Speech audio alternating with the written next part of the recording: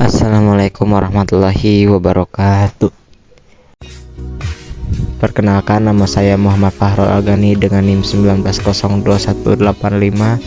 Pada kesempatan kali ini saya akan memaparkan atau mempresentasikan hasil dari esai sebagai tugas pengganti tutorial SPAI.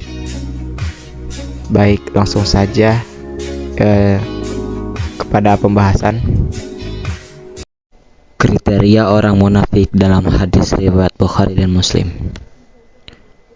Tanda-tanda orang munafik ada 3. Jika berbicara ia berdusta, jika berjanji ia mengingkari, dan jika diberi amanah ia mengkhianati. Hadis riwayat Bukhari dan Muslim. Apabila kita lihat dalam Al-Quran, kata munafik atau nifak dengan berbagai bentuk makna kemunafikan itu disebut sebanyak 37 kali. Dan ada pula berbagai hadis yang menjelaskan tentang buruknya sifat munafik. Pada fokus tulisan ini akan dibahas mengenai hadis yang diriwayatkan oleh Bukhari dan Muslim. Terdapat berbagai kelompok atau ciri-ciri orang munafik yang disebutkan dalam hadis tersebut. Di antaranya berdusta, mengingkari janji, dan berkhianat. Yang pertama, jika berbicara ia berdusta. Berdusta atau berbohong artinya melakukan atau mengatakan sesuatu tidak sesuai dengan sebenarnya. Kebalikan dari berdusta ialah jujur, yang berarti mengatakan atau melakukan sesuatu dengan sebenarnya, atau dalam kata lain sesuai dengan apa adanya. Ketika seseorang tidak jujur atau berdusta, berarti ia termasuk kriteria orang munafik sebagaimana yang disebutkan oleh Rasulullah dalam hadis di atas. Nah, dalam Al-Quran juga Allah memberi ancaman bagi orang yang gemar berdusta. Dalam Quran surat Al-Jasiyah ayat 7, Allah Subhanahu wa taala berfirman, yang artinya kecelakaan besarlah bagi setiap orang yang banyak berdusta lagi banyak berdosa. Quran surah Al-Jasiyah ayat 7. Yang kedua itu jika berjanji ia mengingkari, ingkar janji, atau disebut juga pengingkar janji. Nah, dalam menanggulangi hal ini sebaiknya kita tidak dengan mudah membuat janji dengan seseorang, tidak asal-asalan membuat janji dengan seseorang jika kita merasa kurang yakin dalam memenuhinya.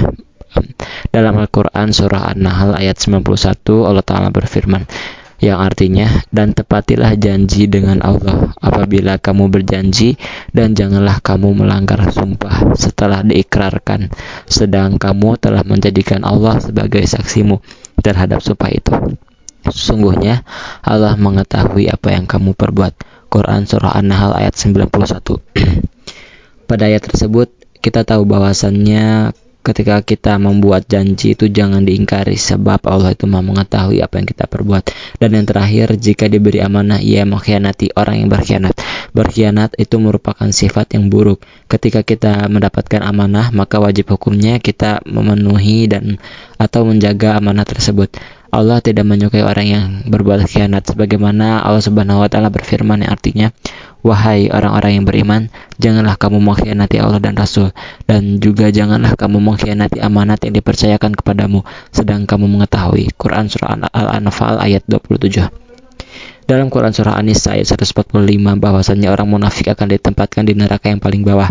Allah Subhanahu wa taala berfirman yang artinya, sesungguh orang-orang munafik itu ditempatkan pada tingkatan yang paling bawah dari neraka, dan kamu tidak akan mendapatkan seorang penolong pun bagi mereka. Quran surah An-Nisa ayat 145. Maka dari itu sebaiknya kita menjauhi 3 sifat atau 3 perilaku buruk yang mendekati perilaku sifat munafik, yang diantaranya itu berdusta, mengingkari janji, dan berkhianat, agar menjauhi dari label munafik serta agar terhindar dari siksa api neraka. Sekian dari pembahasan kali ini. Mohon maaf jika ada kekurangan. Wabillahi taufiq wal hidayah. Wassalamualaikum warahmatullahi wabarakatuh. Wallahu a'lam bishawab. Amalan yang tidak terputus oleh kematian.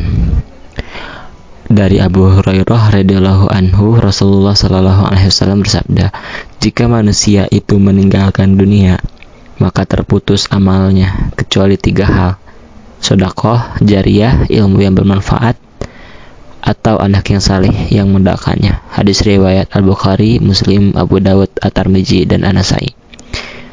Berbicara mengenai kematian bukanlah hal asing yang kita dengar. Kita tentu seringkali mendengar kabar mengenai kematian seseorang.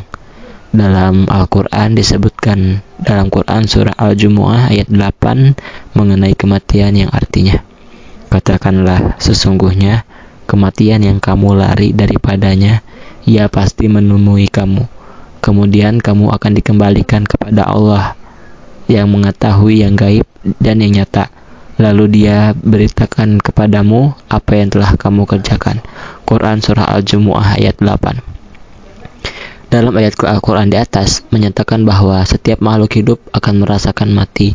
Dalam ayat lain juga Allah berfirman, kullu nafsin dha'iqatul maut, yang artinya setiap makhluk hidup pasti akan merasakan mati. Itu merupakan potongan Quran surah Al-Imran ayat 185.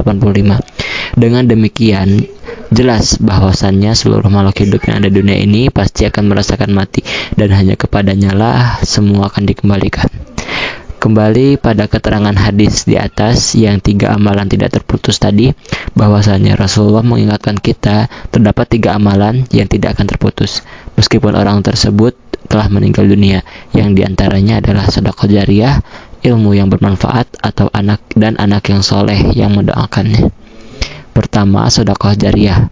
Sedekah atau sedekah menurut peraturan Basnas nomor 2 tahun 2016, sedekah adalah harta atau non-harta yang dikeluarkan oleh seseorang atau badan di luar zakat untuk kemaslahatan umum. Jadi yang sedekah merupakan kegiatan seseorang dalam berbagi, terutama kepada yang lebih membutuhkan, tanpa mengharapkan imbalan. Sementara kata jariyah artinya mengalir. Dalam hal ini berarti pahalanya terus mengalir, tidak terputus. Nah, contohnya sedekah jariyah itu seperti membangun masjid, panti asuhan, atau memberi modal usaha kepada seorang, dan lain sebagainya. Yang kedua, ilmu yang bermanfaat. Ilmu secara istilah memiliki arti suatu pengetahuan yang datang dari Allah yang diturunkan kepada Nabi dan Rasul serta seluruh ciptaannya termasuk manusia. Sedangkan menurut KBBI, ilmu adalah pengetahuan tentang bidang tertentu yang dibuat secara sistematis. Ilmu yang bermanfaat juga termasuk amalan jariyah. Sebagai contoh, ketika seorang semasa hidup di dunia, ia menuangkan ilmu pengetahuannya ke dalam buku atau dalam bentuk video, dan juga memberi tahu kepada seorang yang menyebabkan orang tersebut berubah karenanya, berubah menjadi lebih baik. Nah, ketika seorang tersebut meninggal, buku atau video itu masih bisa dibaca oleh setiap orang atau disimak. Itulah definisi ilmu yang bermanfaat yang terus mengalir sehingga orang-orang tuh masih bisa merasakan ilmunya meskipun orang tersebut telah meninggal. Dan yang terakhir adalah anak soleh. Anak soleh yang mendoakan. Setiap orang tua berharap memiliki seorang anak, tentunya berharap mendapatkan anak yang soleh. Anak merupakan penerus keluarga dan merupakan amanah dari Allah kepada para orang tua. Di alam kubur, kita tidak dapat melakukan amalan kecuali doa-doa dari yang masih hidup, terutama doa anak yang soleh. Maka dari itu, sebagai orang tua sudah sewajibnya untuk mendidik anak dan membekali ilmu agama agar menjadi anak yang soleh, menjadi penerusnya, seperti itu.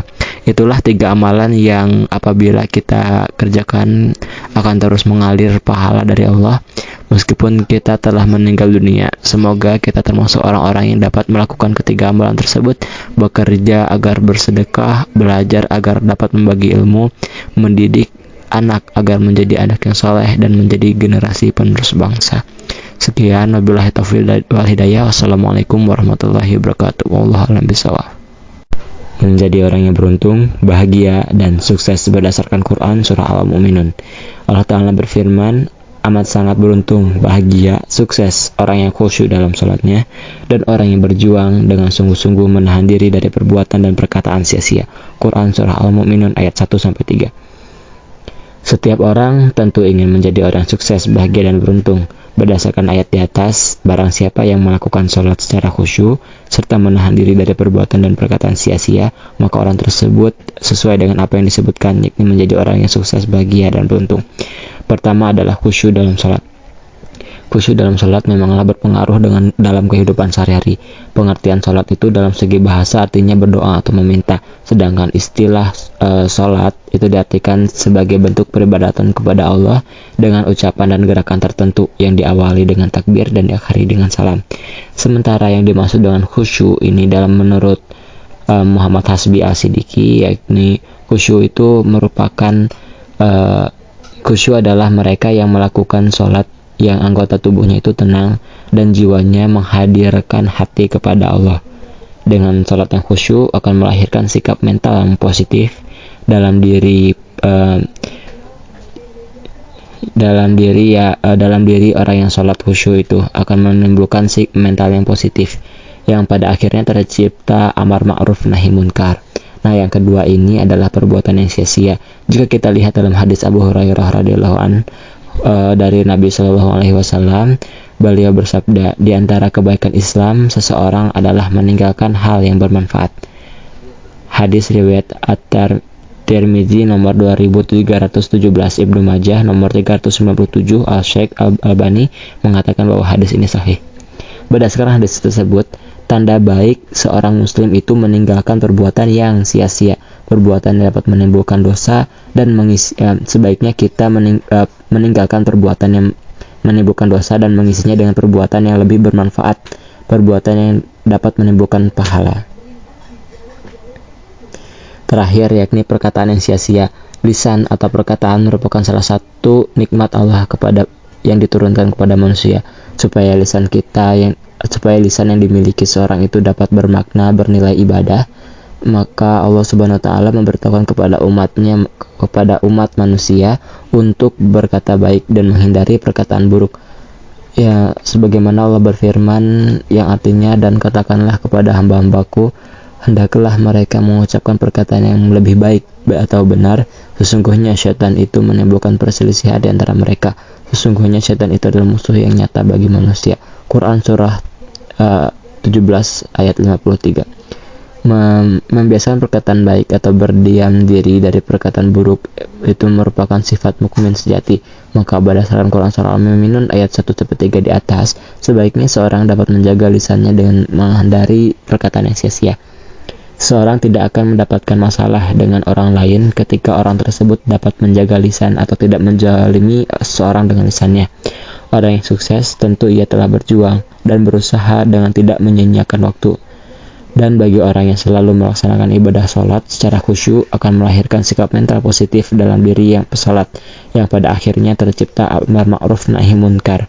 Sebagaimana dalam hadis bahwa Abu Hurairah dari Abu Umamah Al-Bahili berkata, telah bersabda Rasulullah, aku